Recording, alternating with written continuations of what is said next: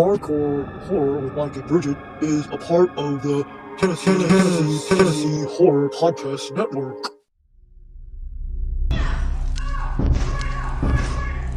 That is hardcore. This is hardcore shit. But for me, it's harder and harder to resist. Welcome to Hardcore Horror with Mike and Bridget. I am one of your horror hostesses. And with me is my partner in crime, Mike. What's up, Mike? Hey, what's going on? How are you? I'm good. As it said in the intro over there, we are part of the Tennessee Horror Podcast Network. Who else is on that network? Do you know? We got Jim Jam and Johnny. They have the bald guys. Tennessee Horror Basement. Tennessee Horror Basement. No, it's the Horror Basement. The Horror Basement. Okay. Yep. So they got the Horror Basement. Yeah. Very cool. So we're happy to be on that network and everything, and want to give them a shout out. So let's get started with the show. So we've got a special guest coming up later on. Tell me a little bit about that. Who we got? So we have a special guest. His name is Korey Jordan. He's with 13 Knot Productions. Korey is an actor. He's mostly known for his movie that he directed called Chicken's Blood from 2019. Cool. He's a personal friend of mine. He's been in several low budget indie horror films. A huge influence on me, and our indie horror in Nashville, the greater Nashville. All right, very cool. Before we get to him, now let's talk about what we've been watching. What do you got going on? Cool. Well, I'm really excited to tell you that I watched one of your movies.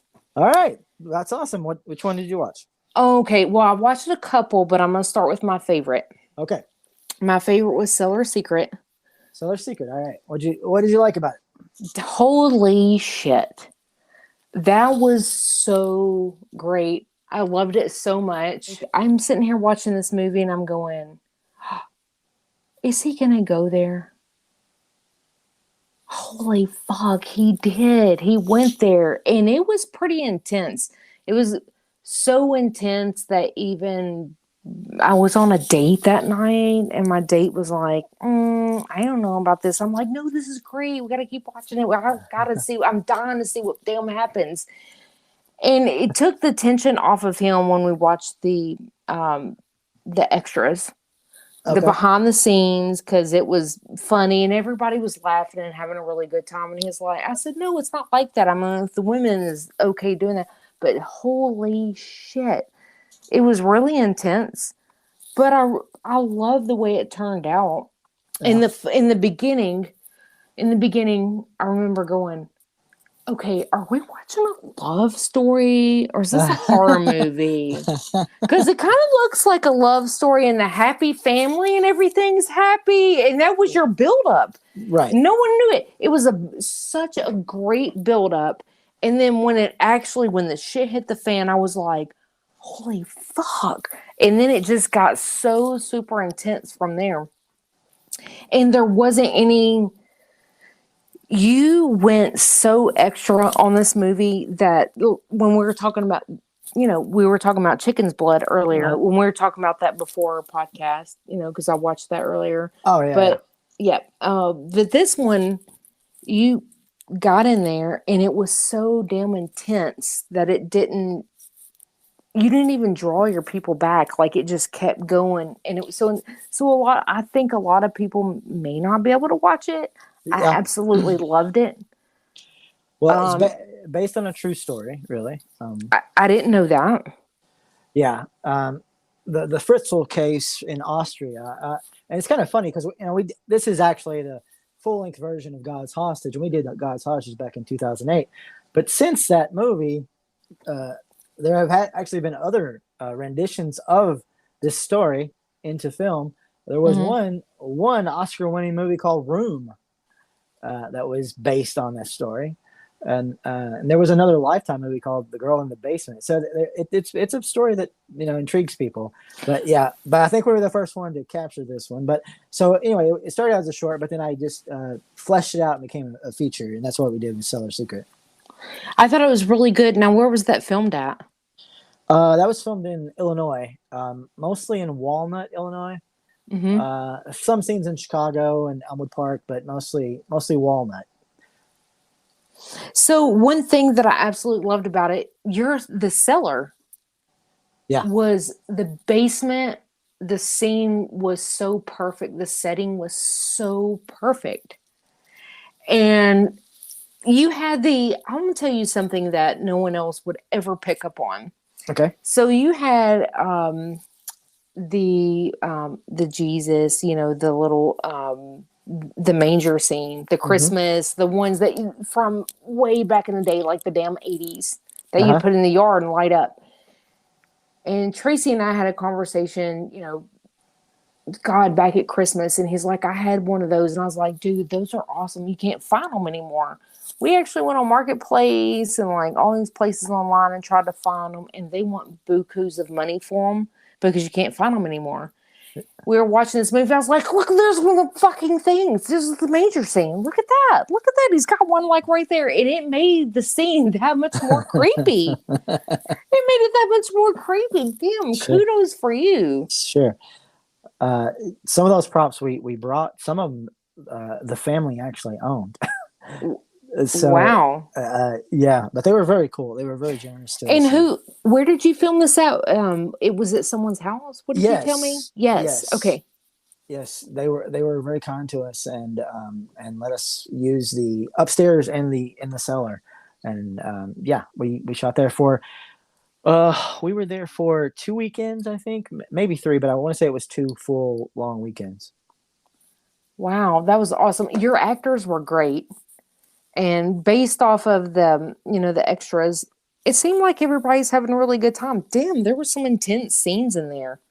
Oh yeah, I mean, even though a lot of my movies are intense and there's a few little in jokes and stuff, but it's not too much comedic.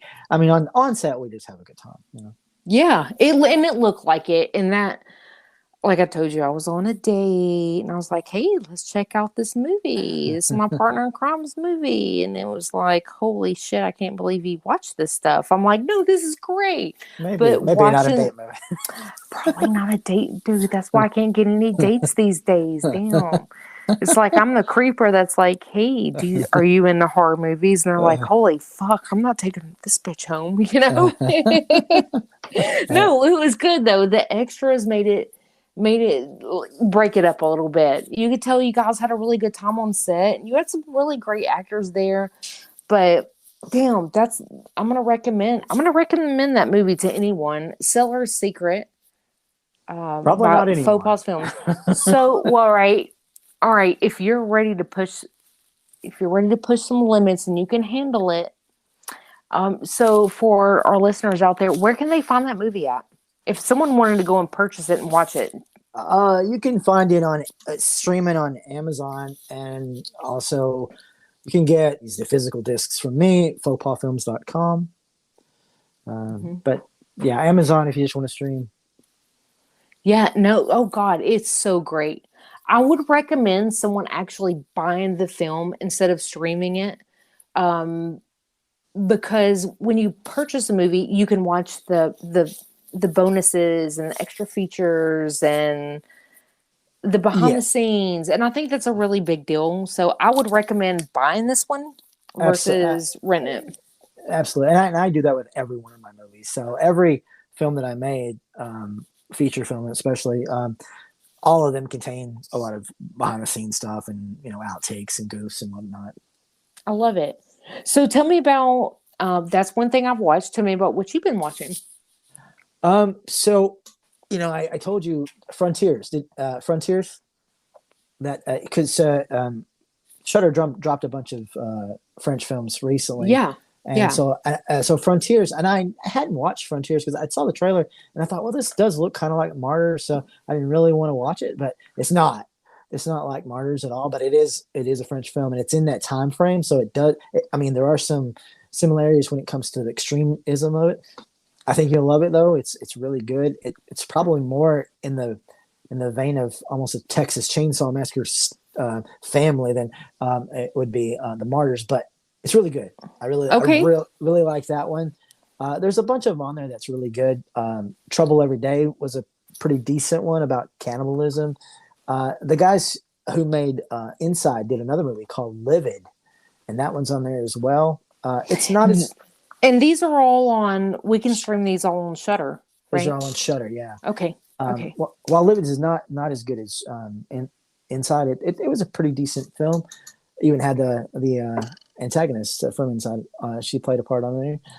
So yeah, those are some of the ones I've been watching. I've been rewatching a lot of different stuff, like The Love Witch. Did you like that movie? Did you see that one? I have seen that one. It was a long time ago. Yeah.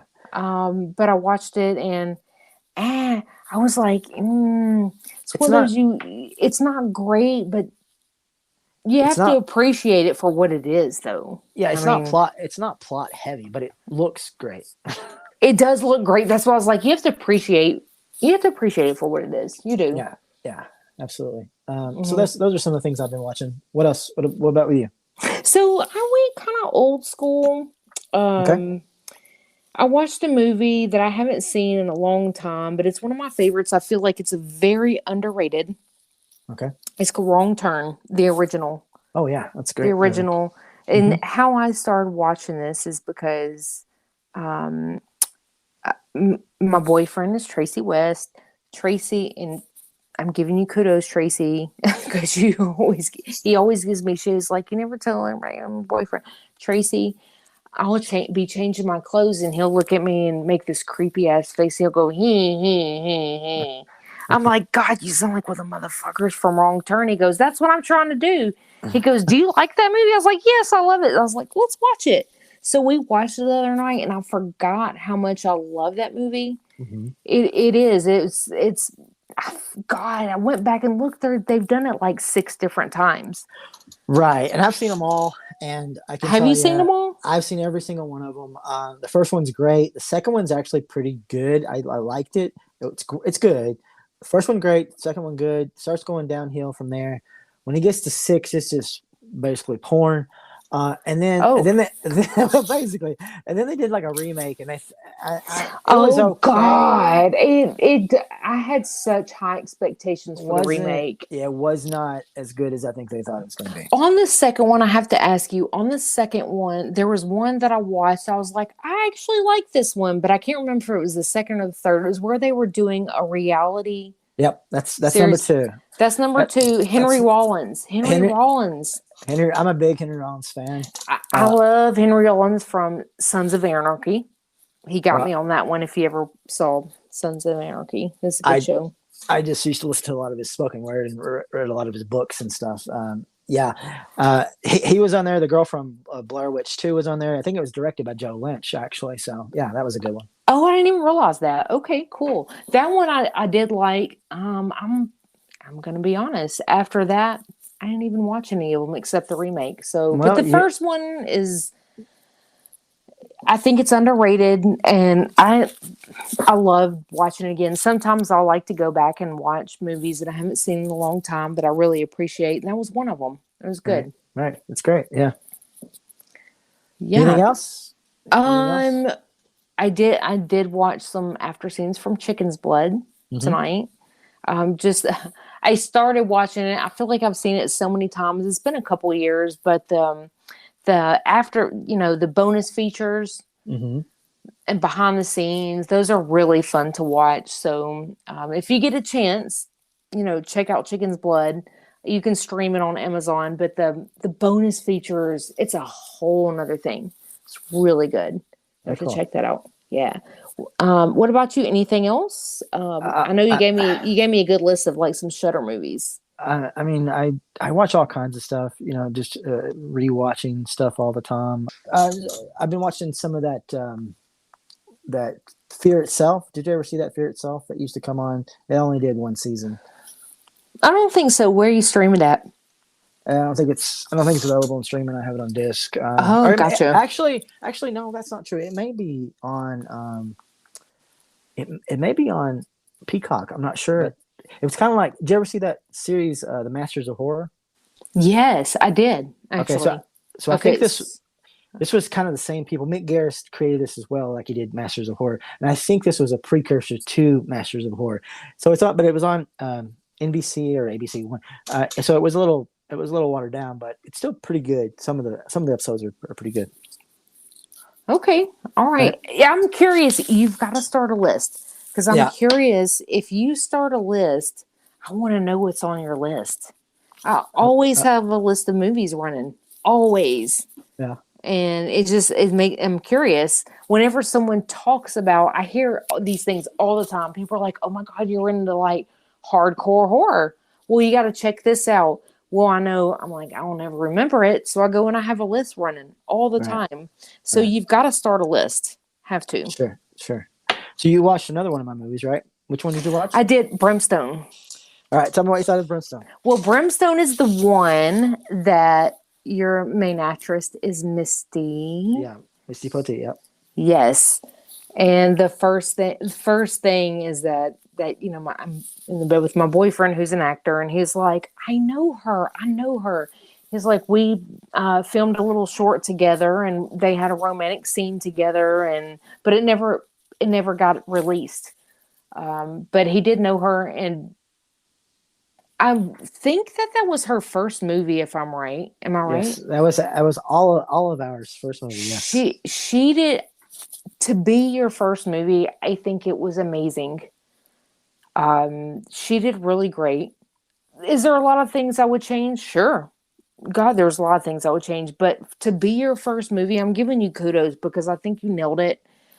I feel like you just kind of put all that shit together yourself, and it still turned out really, really great.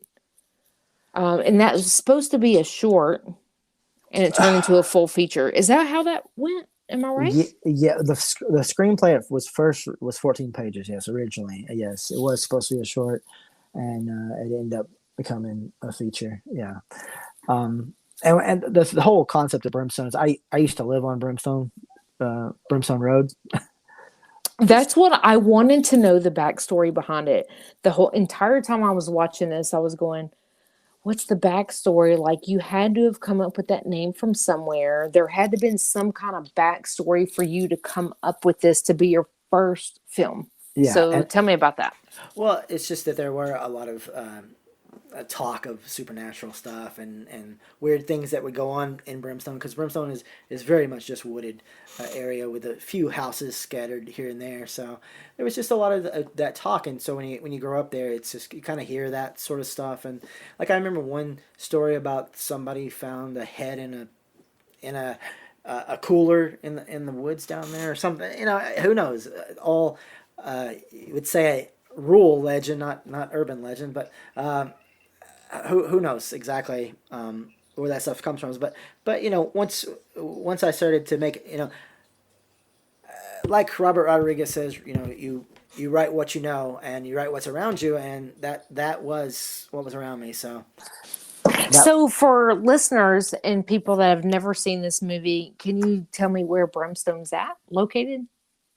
Yeah, it's in northern Tennessee. It's very close to the border of Kentucky. It's in the county is Clay County, and it's right underneath Tompkinsville, Kentucky, which is close to Glasgow, which is close to Bowling Green. Yeah, you'll get there. But you know where Salina is, so it's very close. It's in the same county as Salina. Okay, close to Del Hollow Lake. Yeah, relatively close to that. Yes. Okay, that's what I relate to is Del Hollow Lake. No, Absolutely. It's great. No, a lot of people might not know, but you know, some of our Nashville natives or local people might know where that is. But Brimstone, I feel like I've seen the name, and I kept going, "Where is this? Where is this?" No, it was really great. Cellar Secret, I could tell that you had a little bit more experience under your belt. Oh, definitely. And the thing too is we shot. You know, my first. Half of my movies we shot with a Sony HD camera, but the thing about it was one of those old ones that took tapes. So even though you're technically shooting in HD, you're not getting the HD quality. So from Candy onward, it's. I mean, the look is better anyway, and hopefully there's some evolution there a little bit between all of the movies. You know, hopefully. Mm-hmm. Yeah. You you said a tape, a Sony tape. Holy Yeah. shit! What year was this filmed? It was filmed in 2007, but it was one of the last.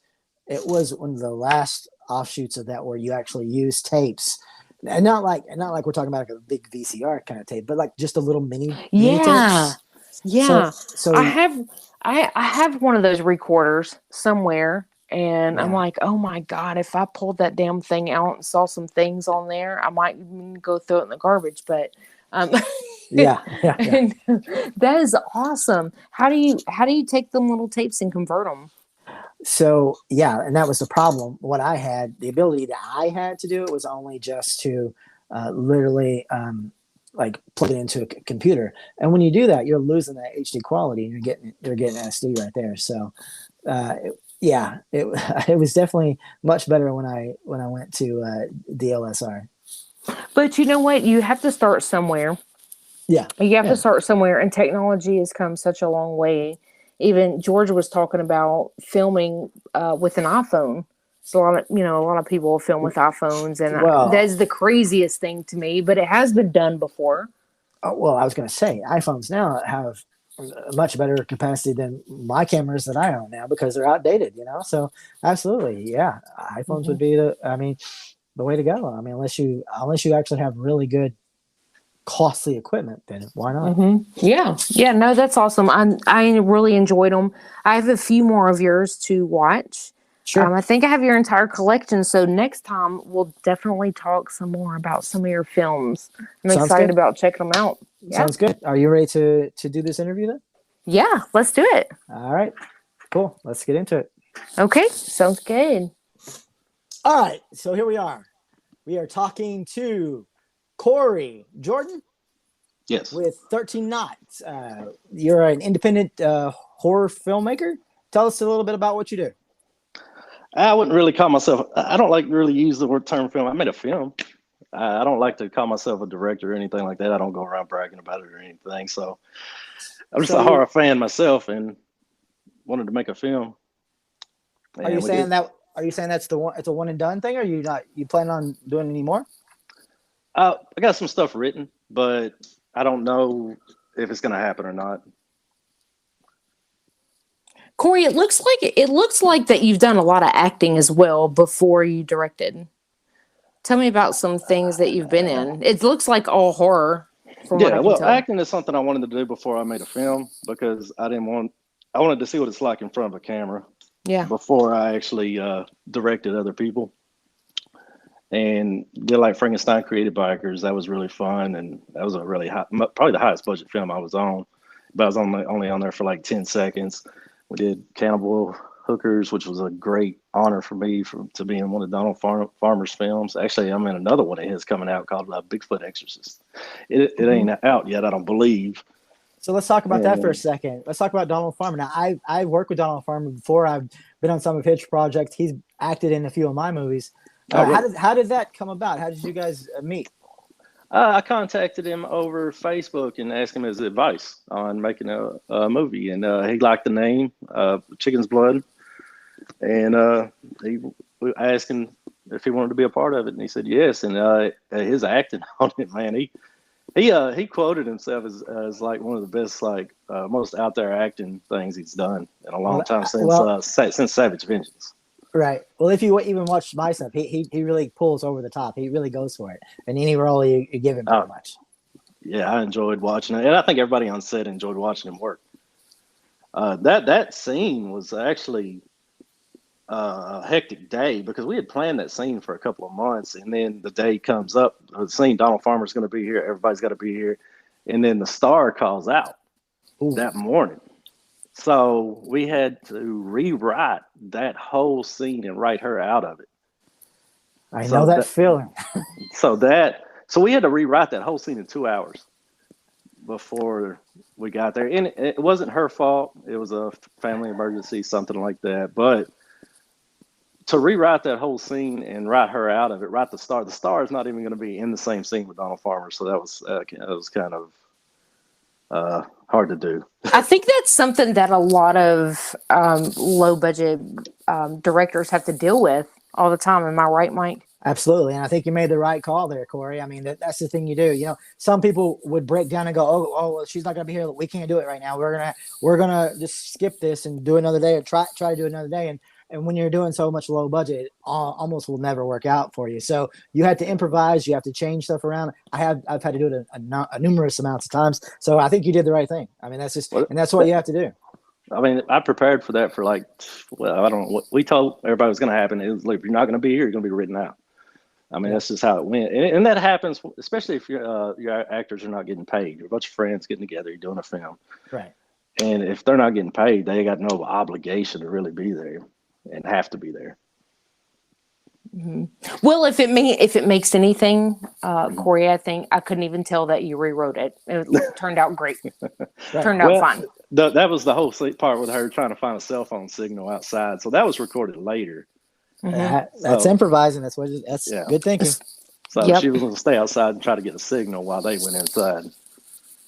And we had to rewrite the outside scene too, where she had got. I'm not going to make this a spoiler-free thing. It's been out long enough that we can talk about it. Yeah. Oh, good. Okay, good. So, what was the hardest thing about filming Chicken's Blood? What do you think? It took 1.5 years to make. That was probably one of the roughest things, is working around people's schedules. Yeah. People calling out. And improvising, like y'all was saying. We had the other scene. What was it? Can we cuss on this? Yeah. Okay. I was just gonna make sure, but because that'll come out every now and then. But the what was it? The razor blade dildo scene was pretty rough to film because 2 people had called out that was gonna help. So we were short staffed on that and limited on time. So I have a question about that scene. I have a question. So you acted as Happy without the mask. Yeah. Did you do that because you had someone call out, or did you do that because you couldn't find anyone that wanted to play that part? To start off the movie, I was going to play the part all the way through. Mm-hmm. Because one thing, and then when I started filming, I realized I can't do the character and be behind the camera at the same time. Right. Yep. So when I finally realized that I wasn't getting the shots that I wanted because I can't see it when I got somebody else shooting it. But I finally got somebody to do the behind the mask part. So most of the movie, he's behind the mask. And I think the first of it, where I'm in the hospital gown, that was me. And there's a couple of scenes that he couldn't show up that I had to at the end. But the makeup scene was really hard. If you watch the special features, we do the whole thing where the makeup is being done for what he looks like underneath the mask. And we had everybody there for that. And the makeup was great. We went outside, shot it. Of course, I can't see the shots. It's getting late. People are pressed for time and want to leave. So we shoot it. I go inside. Everybody leaves. I look at all the film, the footage, and I didn't like it. Hated it.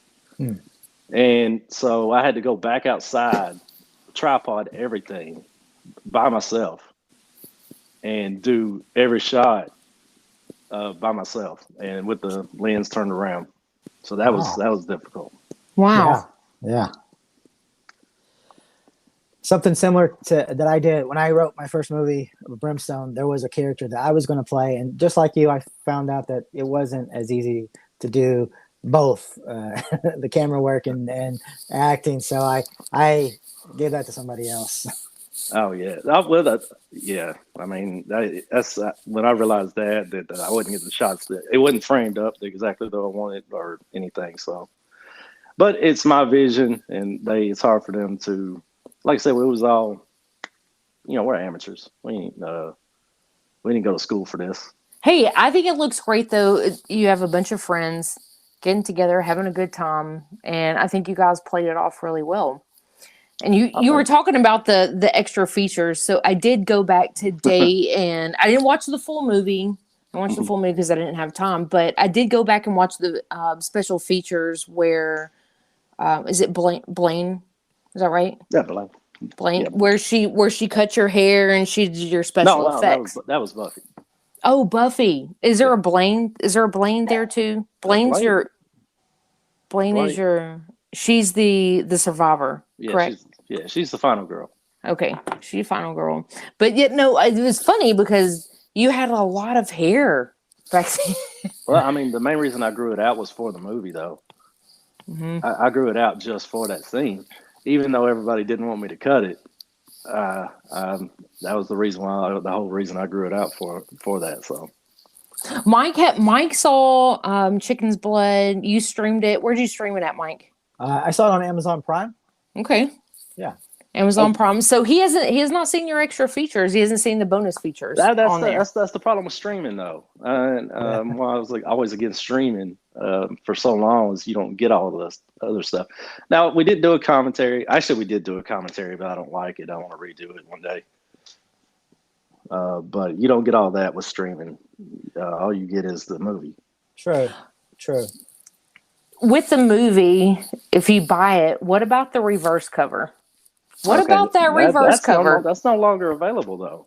Oh, okay. All right. Because, so we're signed with SRS Cinema, and I'm no longer allowed to sell those. There is a few left with that reverse cover. That we made that very limited edition with a Buttfucker 4.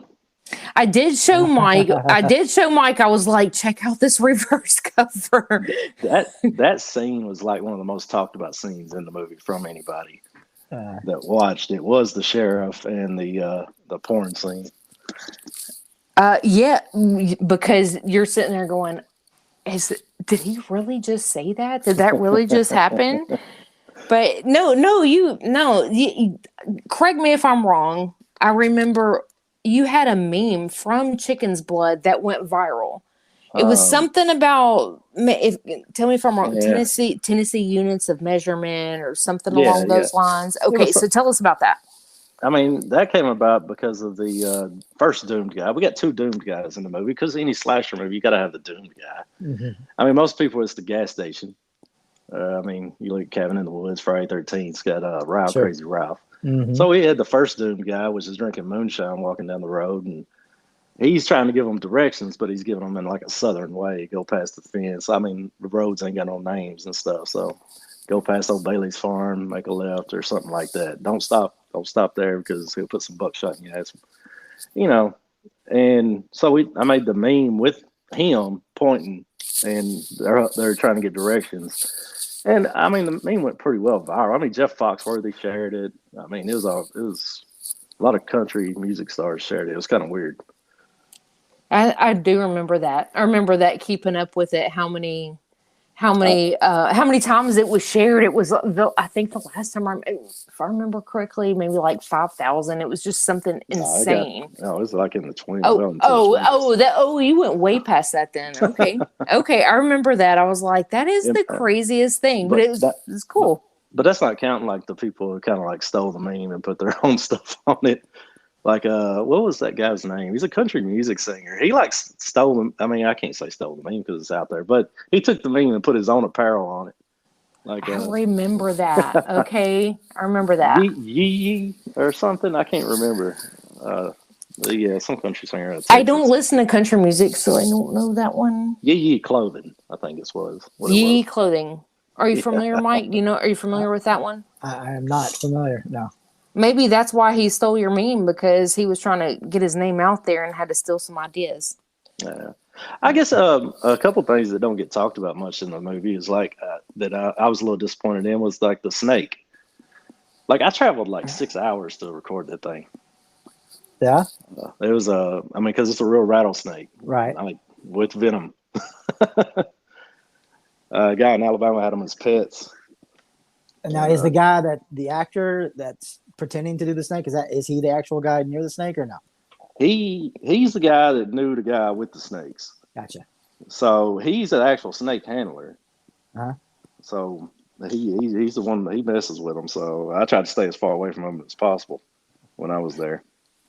And the first time I watched Chicken's Blood, I was like, okay, I don't really understand this. But going back and watching it again, I was like, that's your way of showing, look, this is a backwoods town. These are the things that happen. You know, was that the point of that? I didn't Oh, you're talking about the Yeah, your rattlesnake? snake. Yeah. Oh, the snake. Okay. I guess I just wanted to put something different in there. Everybody uses pythons and stuff, non-poisonous snakes, and I actually wanted to have an actual poisonous snake, which I thought when I got there it was going to be milked. I guess like that. I thought they milked them, but when I got there, they was like, "Yeah, that thing's never been milked." Oh no.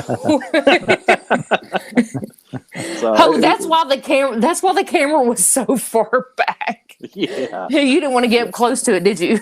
No, I mean I took a picture with it and stuff, but he got a lot closer than I would have. Right. On that. But as far as the way we made the movie is I wanted to make a Southern movie because a lot of people when they make Southern based horror films, they go over the top with the dressing, the costumes, and the way they talk. So it's really over the top, and I wanted to do something where I wanted everybody to dress normal, like dress just like we do every day. Yeah. Yeah, but that's what makes it realistic, I feel like. Well, it makes it even more funny because I filmed it. Like I filmed some scenes just in was it overalls, no shirt, no shoes, like being the cameraman. I thought it was funny. Yeah. Yeah, that is funny. That is funny. So you started out acting, Korey, Yep.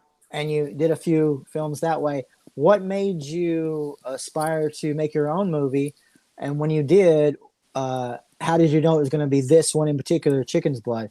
What drew you to that conclusion? Okay, I would have to credit Ben Dixon and Stacy Dixon for inspiring me too, actually, because that was the first time I actually thought it was possible. Was when I went to the Full Moon Tattoo and Horror Festival, probably about 2004 or somewhere around there. Me too. When they showed the film Scarecrow, which is AKA Dark Harvest 3. And he made it for like $7,000. So that was the first time I thought it would be possible. Plus meeting Donald Farmer, and I have to give a lot of credit to like Chuck Connery too for making Morbid, because he made Morbid around here, and I don't know if you've seen it or not, but it's another low budget film, which he's also in Chicken's Blood. He's a star, co-writer, and I would say, as far as how we came to the conclusion of that was the film I was going to make. I had a lot of different ideas. The clown movie, I wanted to make a slasher though, because that's what I grew up on. So one of my favorites was slasher movies. The clown movie, I wanted the clown to be something I would be scared of. Like if I walk out and I see a clown with the big shoes on, I mean, terrifying. I mean, we're not talking supernatural. We're talking real. Right. And he's got the big shoes on and everything else. I'm probably not as out to run from that guy because, I mean, he's probably going to be a little clumsy. Yeah. This guy, though, I wanted to make like a redneck killer clown on meth. So he's got the jeans on, the red wing boots, the black hoodie, and the mask. And we didn't really want to go no further with that, but except for the makeup underneath. Yeah, I think you did. I think it was pretty good. Does Happy scare you? If you saw Happy in a dark alley, Korey, would you be scared of Happy? I don't know if he'd be more out to be in a dark alley, but it may be in the woods. Maybe if he was, I was thinking maybe if he was out trying to like find some meth or something. Oh, okay. Yeah, they got them in the woods too. Well, I forgot to mention, like, as far as how we came to the conclusion of how I was going to make the film and what I was going to write about on the film, is I kept having this quote from Silence of the Lambs going through my head. What do we covet? We covet what we see every day. Yeah. So I didn't want to make a film that I did not know what I was talking about. I'm not going to make a film where I'm from Tennessee. This is what I've seen every day. And then try to make a film in France or New York or Chicago, like a movie that I don't know nothing about. So I wanted to make something that I knew about. And like being from Deep South, I mean, mess everywhere. So we knew about that. And that's basically how I came to the conclusion on that. I will say that I'm a Nashville native. So, this is my hometown. Mm-hmm. you reference everything in your movie. You reference it a lot, and a lot of people that are not from here wouldn't recognize that, but someone that's from here does recognize it. That Yeah. you reference Tennessee so much throughout the movie, and I really appreciated that. I thought it was great. Well, that's what that was one of the main things, is to make it from Tennessee and make it Tennessee. Even we got some reviews lately about it being racist and stuff like that, homophobic, but I forgot what the guy said. I like reading some of those reviews though. I actually have I think what did he say? Racist, homophobic, bottom of the barrel, hillbilly horror shit on backyard budget. Dude, that sounds like a 5-star review to me. I'm just saying. I'd be like, ooh, I'm gonna check that shit out. Should have put that on the back of the DVD. Yeah, no shit. And what gets on my nerves about stuff like that, I knew that was coming. I mean, because you had the sign in the movie, but that used to be a real sign for where we're from. I was trying to reference something that actually happened. Now, I will tell you that the first time when I came to the Chicken's Blood movie premiere, and when I saw that song there, I was like, I've heard that story forever from parents and grandparents, and I was like, oh my God. But you later told me that that's not the real sign. You guys just made it look like the real sign. I really actually thought, I was like, oh my God, that sign is still around. No. Wow. Yeah, but that. I believed it. I was so gullible. Do you know what we're referencing to, Mike? Yes, I do. Yes. Okay, cool. Absolutely. Cool. Yeah, but the thing about anybody that was racist in the movie and anybody that was homophobic in the movie were bad guys. And when you say the movie's racist and this and that, I mean, so like when's the point where you can't make bad guys be bad guys anymore? Like Right. you're supposed to hate these people. You're supposed to want them to die. So I don't know where you draw the line on that anymore. Right. I agree with you. The cancel culture and the whole you can't do anything but for sensitive viewers kind of a thing. It doesn't make any sense because, like you said, you're trying to make these people an antagonist that are doing this sort of stuff, and you can't do that by making them good guys and making them be all say the right thing all the time. I mean, we advertised the movie as we're going to offend you. I mean, that was the thing at the first one. We had a saying called "safety's off" when we were making the movie, which meant anything goes. And we weren't making the movie to get on Netflix. We weren't making the movie to get on even streaming. We were making the movie for a small group of people. We didn't even think it might not even get out of this town. So what we wanted to do was concentrate on that audience, one audience. Right. And if it got bigger than that, then fine. But if it didn't, and we captured that audience, then we did our job. Right. One thing that I love about Chicken's Blood is that you obviously you pushed a little bit of limits, and you're watching it and you're going, oh my God, is he going to go there? Is that going to happen? Oh my God! But you threw in the funniness in there. There was times where I laughed my ass off, and it kind of broke it up a little bit so you can get a wider variety of audience, and I love that about it.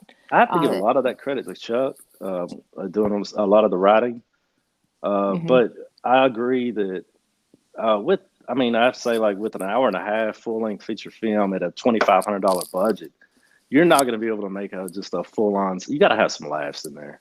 I mean, not trauma-ish laughs, but because if you watch the comedy, it's not really like jokes. It's not like it's serious conversations that are just funny.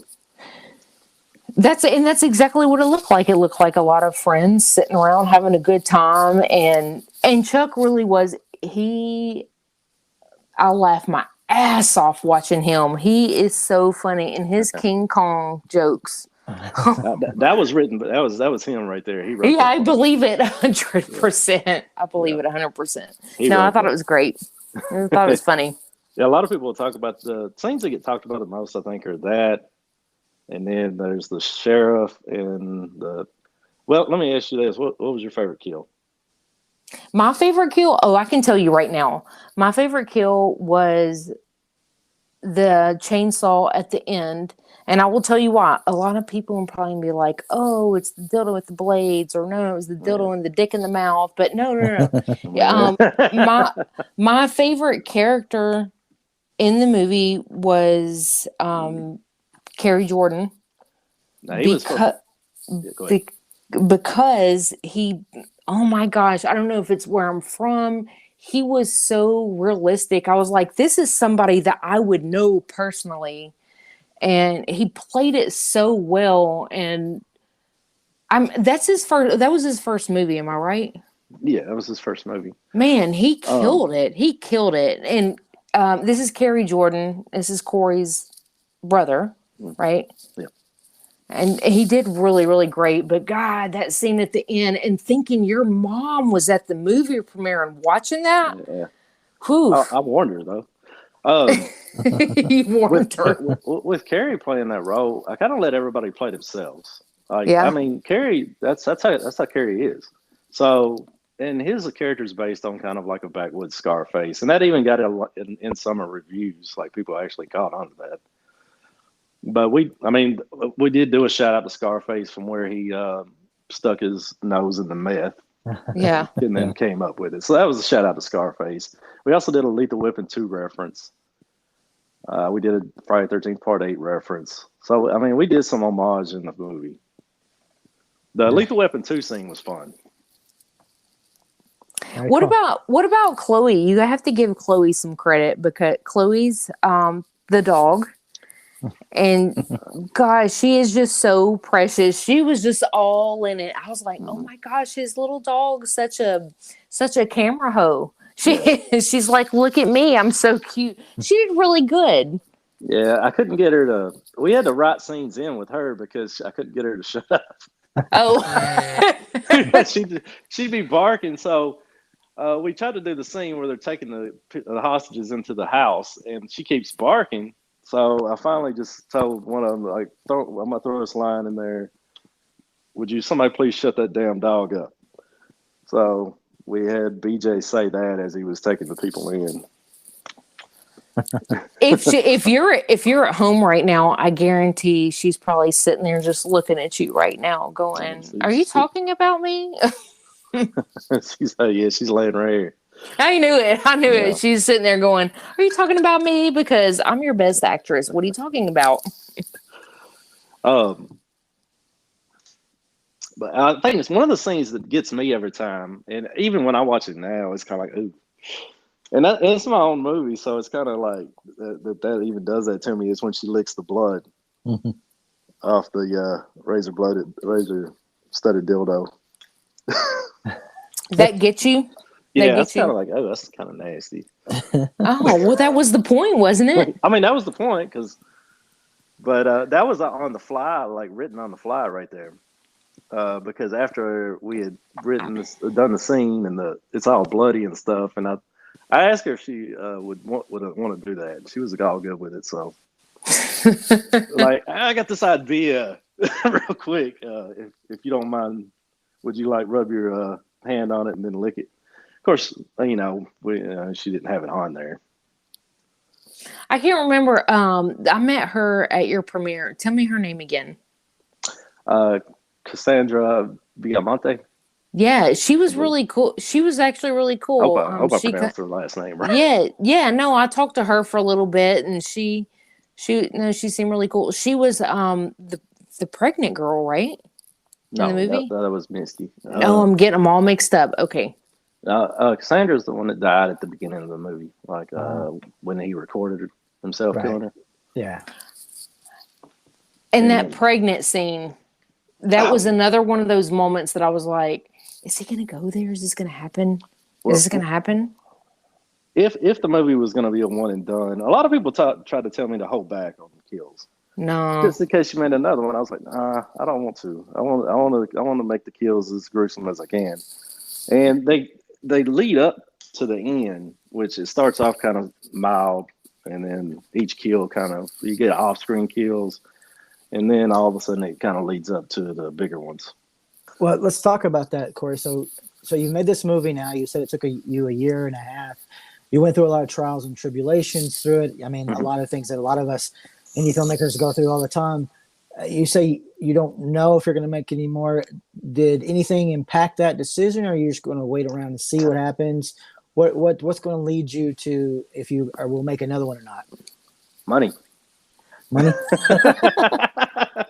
I mean, I'm not going to make another one on a $2,500 budget, so it's going to have to be a higher budget film. As far as if I make a sequel to Chicken's Blood. Okay. Now the mask is already made. We got a new mask for part 2 if it happens. And Are you putting that out there? I mean, could we see that, or is that's top secret stuff? I put a snip of the mask out there. Okay. A picture, but I didn't post the whole picture. Now, the new mask is way more detailed and way. It looks like a lot better than that $5 mask that I painted for the first one. Which I think a guy in the Philippines did this one for me. That's really cool. But you know what? If it was a $5 mask that you painted, I think with everything else, I know it was, micro budget, but I think everything, you played it off really well. Yeah. And it turned out well for what it was, for the budget that you had, I feel like. Mike, what do you think? What are your thoughts on it? Absolutely. And sometimes you have to use those kind of things. I used a similar mask, not the look of it after you painted it, but a similar mask for Last Rendezvous. I mean, sometimes you do what you got to do, man. You have that kind of budget. I've already noticed like so many films that use the same mask, but it's either they paint it or they don't. Mm-hmm. Sometimes they just use all black, which I think this one was an all black one that I painted. Okay. So let's talk about 13 Knot. Where did that come from? I have a fascination with nooses. It's like 13 Knot is an executioner's noose that's been used since like medieval times to like witch trials to and 13 Knot sounded cool, I guess. Yeah. Okay. Korey, do you know how to tie a 13 knot? Yes, I do. Okay. A lot of people don't. I wouldn't know the first thing about it, but I think it takes some special skills. This is a funny conversation we had one time about the movie. Oh my gosh, House 2. Do you remember that? And the old lady hangs herself, and you're like, oh my house. Oh, it was the first one. It was the first one. She hung herself, and you're like, they did not know how to tie a 13 knot because it's just a bunch of rope hanging in the background. I've seen the movie 20 times. I never noticed that until you pointed it out to me. It's not that they even know how to tie a 13 because you can hang people you can hang from like a 7 knot to a 6 knot. They tried to make a 13 knot, but it didn't work out so good. That wasn't even a knot. I don't know. I don't know what it was. It was a jumble of rope. Mike, go back and look that one up. House. The movie House, where in the very beginning scene where the old lady hangs herself. Mm-hmm. Yeah, I've seen it, but I don't remember that. Yeah, I've seen it 100 times until Korey pointed out to me, and I'm like, oh my god, now I'm going to see this every damn time I watch this movie. Okay. But yeah, as far as anything that's happened with the movie, I think we hit all our goals that we did. Yeah, very cool, and went beyond what we expected. So. That's awesome. All right, Korey, let's talk about some other horror movies. So let's talk about two things. What are some of your main influences? And we're called the Hardcore Horror Podcast. So what are some of the hardcore movies that you're really into? Hardcore movies. Oh, God, put me on the spot on this one. Have you seen... Man, I haven't thought about this in a while. I didn't expect that question to come up. Hardcore. I mean, we're talking Serbian film and all that stuff. Sure, if that's what you consider hardcore. I think a lot of people get offended by that movie, but that is one of the. That was a well shot, well made movie. It was very well made. Yes, absolutely. The soundtrack to everything about the movie was just so well made. So sure, absolutely, I agree. I think, and they're the ones that push the limits too on that. Sure. What do you think's your favorite extreme horror movie? Extreme horror movie. Yeah, extreme hardcore, same thing, right? Yeah, I don't know. There's so many. I don't know. I don't think I could pinpoint a favorite. extreme horror movie. One of your favorites, maybe not the favorite, but maybe a favorite. Let's go with just indie. That kind of put some extreme stuff in it. Would Okay. be Dear God, No. Okay, I'll throw yeah. that out there. Yeah, I love sure. Dear God, No. Yeah. I And that actually was a like biggie. that one. I like that one. You were in the sequel. Yeah, that's a big reason why I wanted to be in the sequel. That's Frankenstein created bikers. I watched that movie and I had no idea that you were in it until you and I talked later. And I was like, I watched this great movie. Oh God, it was so good. It was so good. And you were like, I was in that movie, and I was like, no shit. That's funny. I broke my tailbone. Yeah. I remember remember that story. Tell us about that. What happened there? Broke my. Well, I don't know if I broke it, but it was pretty bad. It was pretty messed up. We had my scene. They had to put a what's that called where you put the blood thing that explodes in jeans? The squib thing? Squib, yeah, squib. Yeah. The squib. We put the squib in my jeans because I was supposed to get shot in the leg, and the squib went off before they started rolling. So luckily, I brought an extra pair of jeans because I don't know what we'd have done if I didn't have that extra pair of jeans. So I messed up 2 pair of jeans on that. And the second one, the squib went off right, and they had this steep hill they wanted me to run up.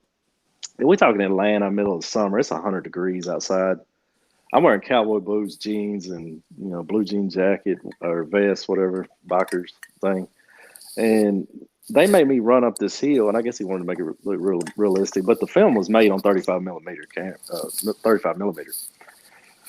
So I had to do 7 takes because you only get one chance. Mm-hmm.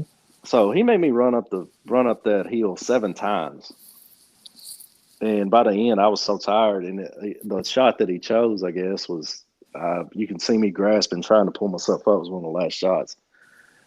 But when I got up to the top, he didn't want me to. He wanted me to do some kind of weird fall, like after I got shot in the head. And I was like, "Well, that mind if I do it this way?" He's like, "Sure."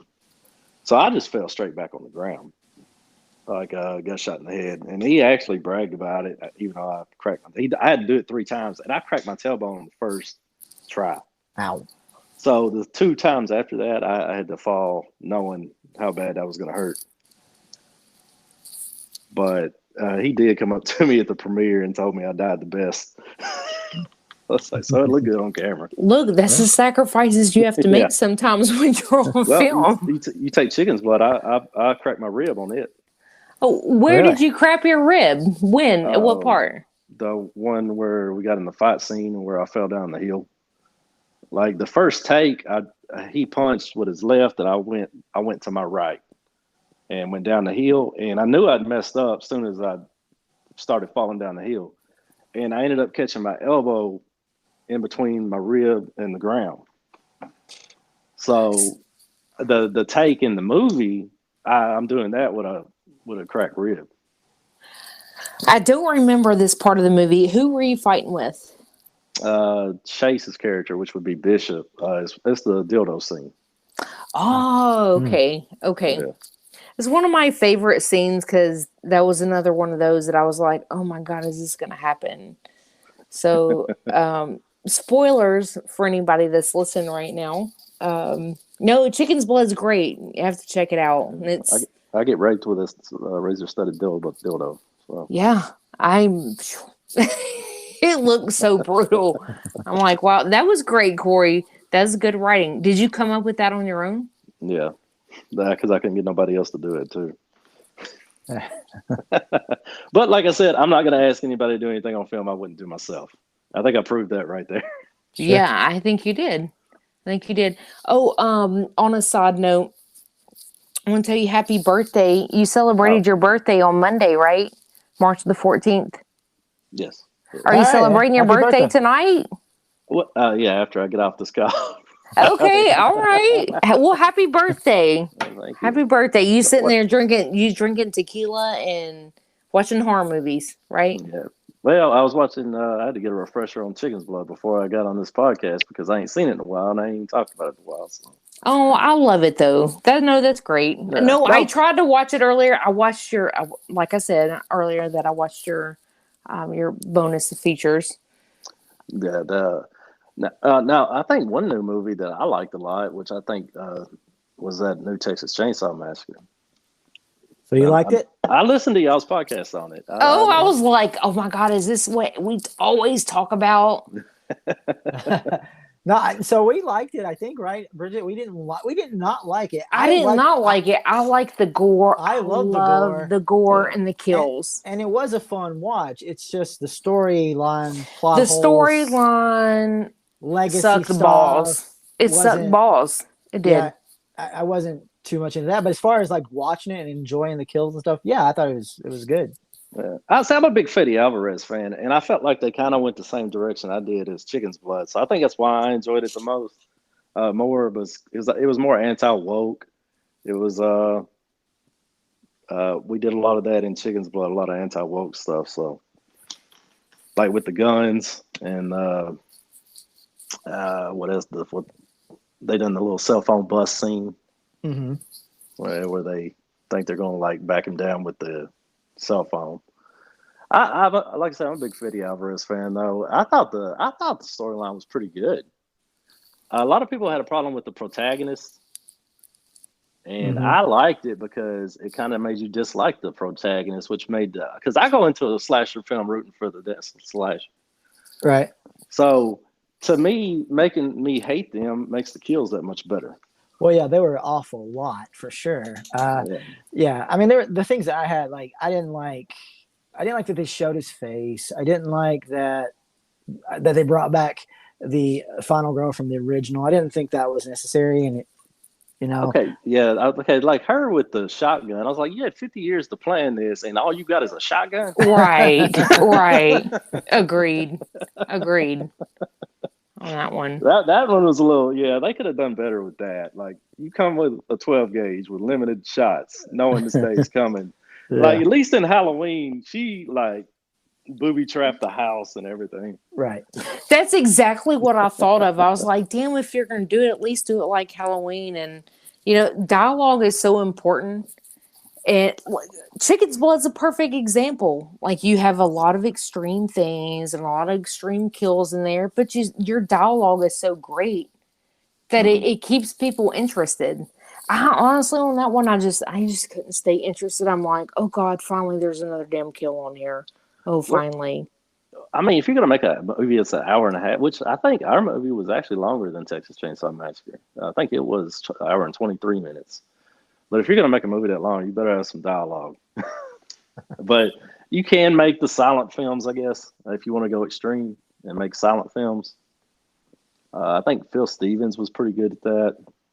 A lot of people hate him now, though, because of his Indiegogo campaign. Phil Stevens is in rattle off some of the movies for us. Just for Flowers and Flowers 2. And what was his other one? I can't remember the other one's names, but he does a lot of extreme stuff. But there's no dialogue. It's all like kind of artsy kind of stuff. That's really hard for me to sit through because I'm super ADHD. But if the damn movie is good enough, and No, it's shot well. It's just that he went on a little rampage about he would like ask his fans for $200 here, $200 there over messengers. So that kind of got out there. Mhm. So he's just nobody wants to deal with him no more. Gotcha. Which right. I'm not a big fan of Indiegogo anyway. Oh yeah.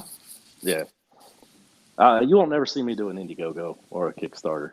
For Why sure. is that? Why is that? I just don't like it. I don't like. I can understand getting producers that can afford to make your film with, but I mean, you got people like Terrifier and stuff that's charging $200 for a coffee mug. Yeah. And stuff like that. I mean, people can't afford this stuff, and it's cool that you're letting them be a part of it, I guess, part of the film. But I mean, a lot of times you're taking money from people that can't afford it. So I think a lot of times what I've seen is that with Indiegogo, they put these big campaigns out there and they're like, hey, come and give us this X amount of money and we're going to send you this. And it's going to be, something from the movie, and it's bullshit. It's all replicas. Is that right? Oh yeah, I've Good like day. that. I got done that way with what was that? Man, you movie? know where I'm going with this, right?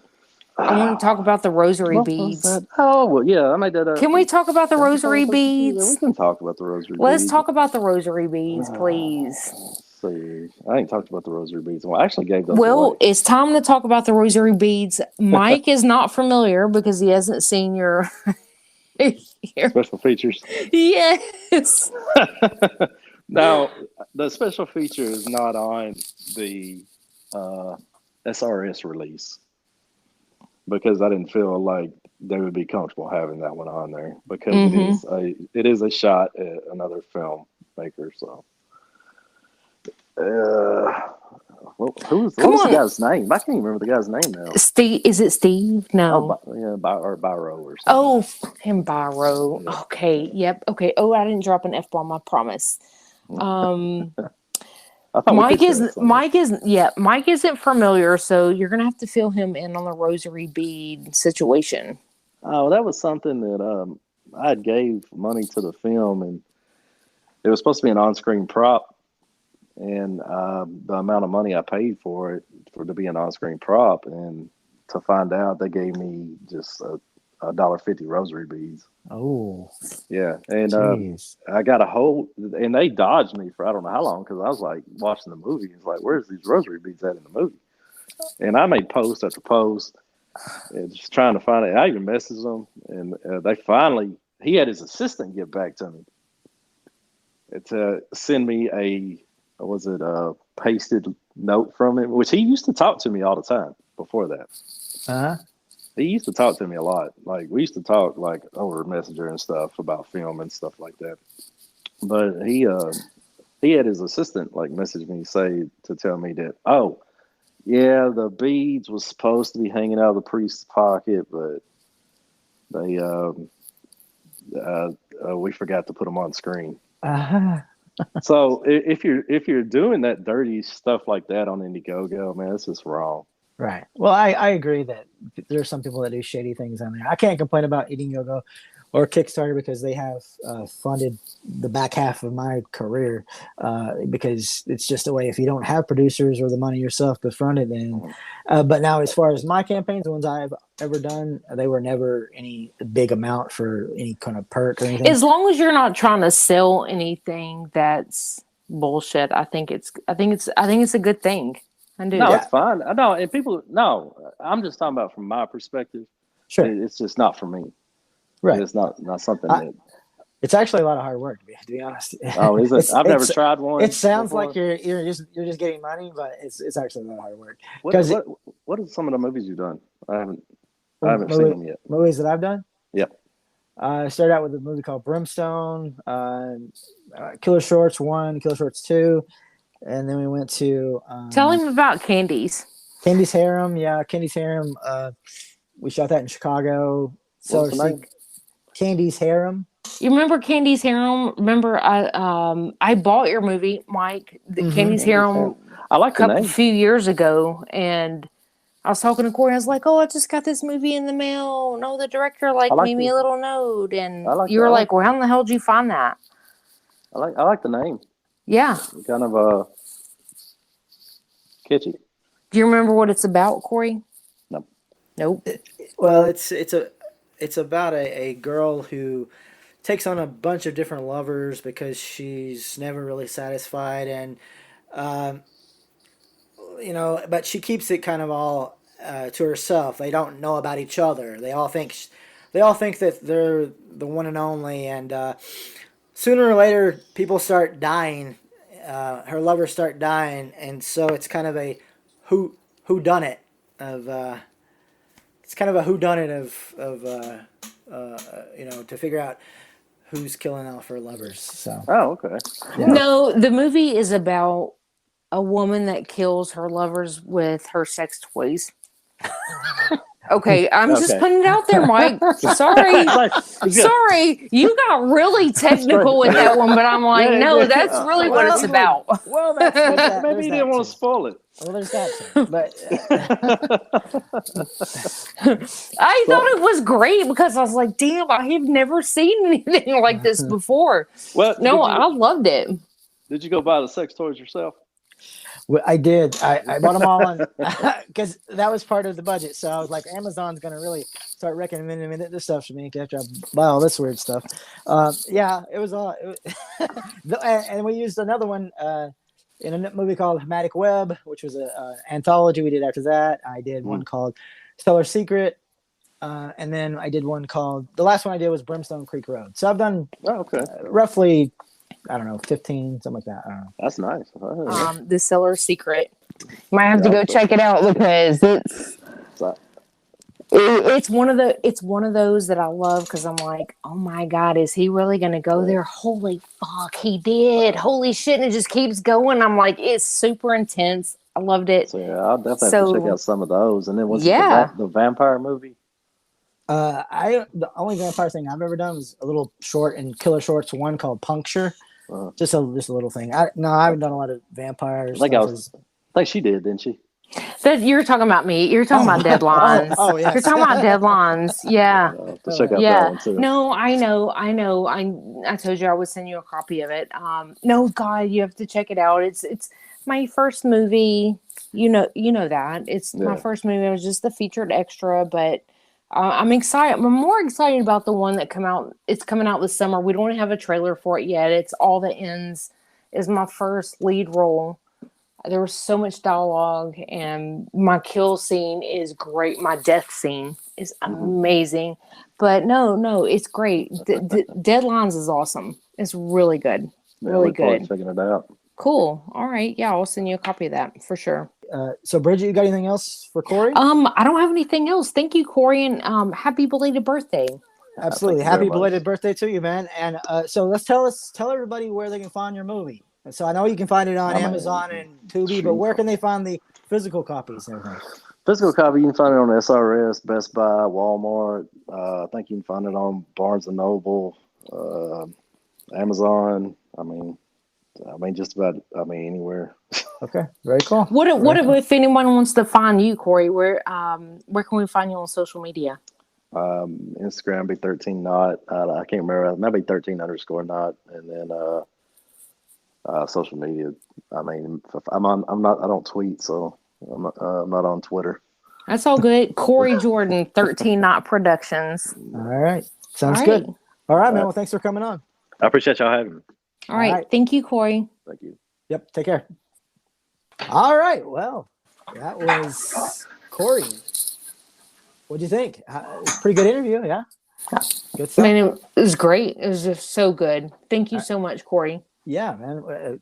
Glad he was on. So I guess we're about to wrap this up, right? All right, let's do it. Okay. I thought I would do something here that I like to do because we talk. We want to cover horror and everything, but we don't. I think you said yourself you're ADHD.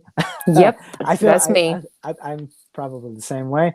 Well, I love horror stories and stuff. I don't read as much as I love Dracula and all that stuff, but I don't read a lot of books, devour them like a lot of people do. So I don't think we're going to cover a lot of that all the time. So I thought we'd talk about something else, which is horror music. Okay. All right. What you got for me? Yeah. Let's hear it. All right. So there was a couple of bands mentioned in the movie Brimstone that you said you watched. Yeah. The first movie that I ever made. There was a couple bands that were mentioned there. So I thought I'd play them and we'll just see how that goes. Okay. Let's take a listen to this. Sounds good.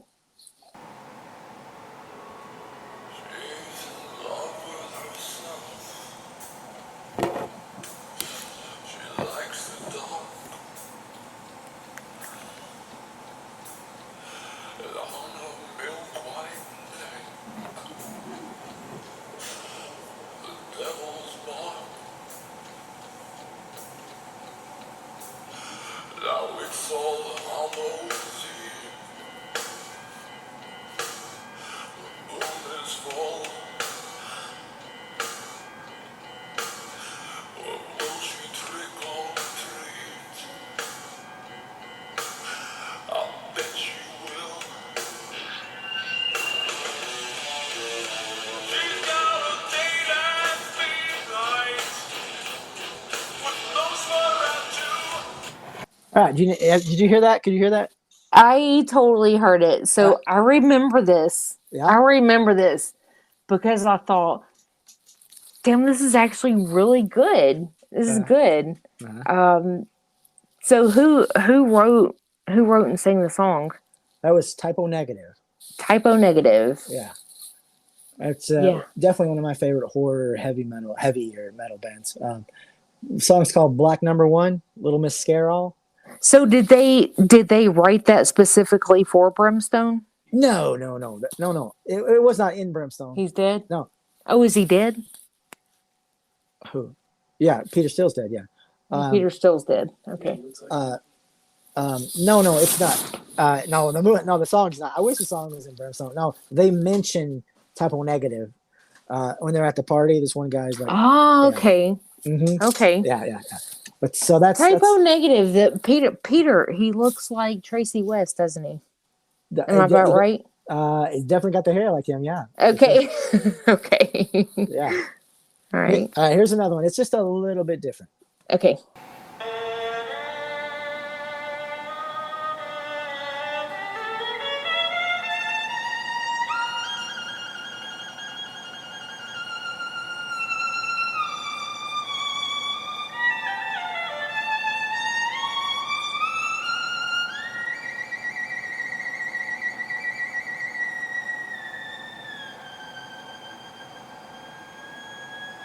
When the devil is too busy and death's a bit too much, they call me by name, you see, for my special touch. To the gentlemen, I'm misfortune. To the ladies, I'm surprise. But call me by any name, anyway, it's all the same. I'm the fly in your soup, I'm the pebble in your shoe, I'm the bee beneath your bed, I'm the bump on every head, I'm the pill on which you slip, I'm the pin in every head, I'm the thorn in your side, makes you wiggle and ride. And it's so easy when you're evil. This is the life you see, the devil tips his hat to me. I do it all because I'm evil, and I do it all for free. Your tears are all the pay I'll ever need. All right. Have you heard that one? No, but I will tell you my first thoughts. Sure. My first thoughts was, I've heard this before. Mm-hmm. It almost sounded like something from Nightmare Before Christmas. Okay. I'm sorry it did. That's what it sounded like to me. He does have a very interesting instrumentation. Well, in the beginning, I was like, God, you could use this for so many things. Yeah. And my mind started off with a girl dancing, and then it gets really dark. But then I went cartoonish on it because it sounded like something from Nightmare Before Christmas. But no, I love it. No, it was great. So that's Voltaire. Voltaire, okay. Yeah, Voltaire. When You're Evil. He does a lot of horror stuff. When You're Evil, okay. Not all of his stuff is horror related, but a lot of it is. There was a cartoon that used to be called the Grim Reaper, The Grim Adventures of Billy and Mandy. Do you remember that? I don't remember that one. He did some of the music on that. All right, I got one more, and this is the soundtrack. Okay, all right, let's hear it.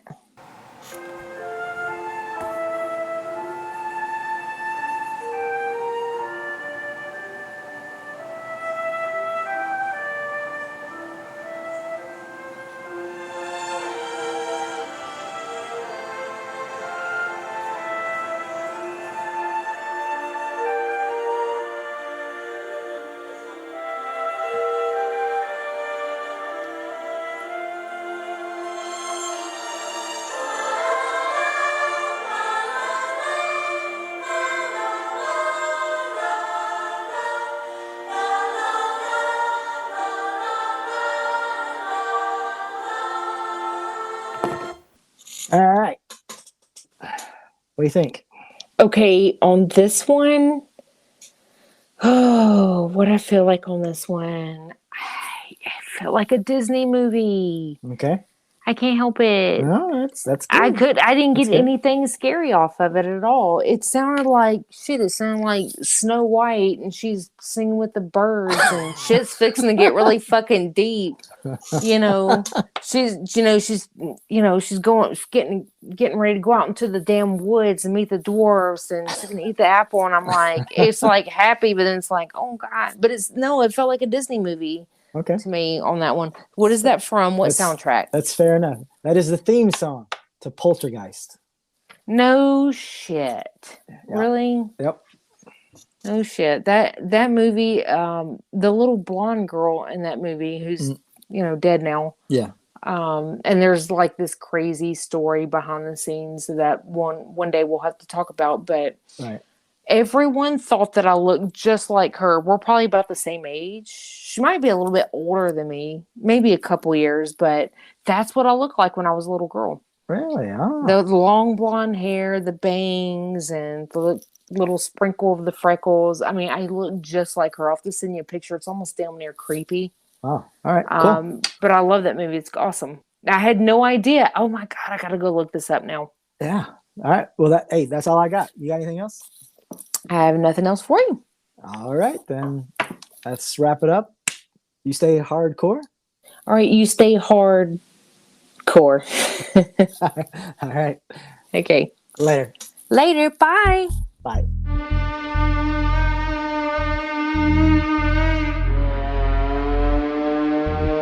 Wow. That's hardcore. Nothing harder.